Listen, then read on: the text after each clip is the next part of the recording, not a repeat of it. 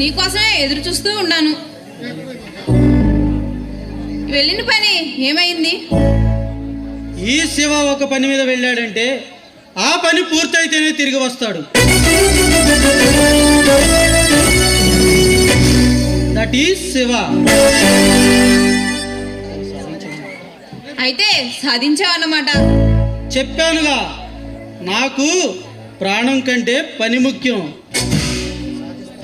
నువ్వు సాధిస్తావని తెలిసే ఆ జగన్తో నేను ఛాలెంజ్ చేశాను.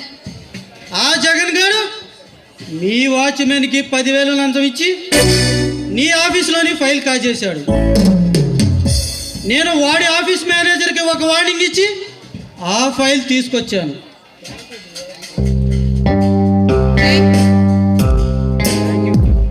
Thank you dear. మనసిచ్చిన మగువా థ్యాంక్స్ చెప్పాల్సింది ఎలా కాదు.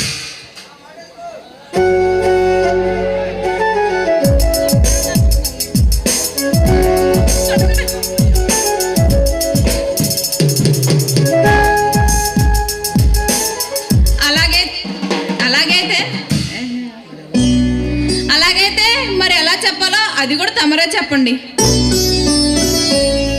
శృంగార రసగంగలా పొంగుతూ పరవళ్లతో పరిగెత్తుకుంటూ వచ్చి నీ తీయని ముద్దులతో మురిపెంగా థ్యాంక్స్ చెప్పాలి.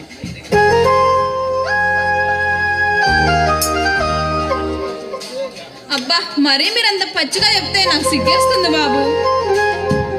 కోట్లతో వ్యాపారం చేసే కోమలంగి సిగ్గులు మొగ్గలా ముడుచుకుపోతుంటే చిత్రముగా ఉంది డార్లింగ్.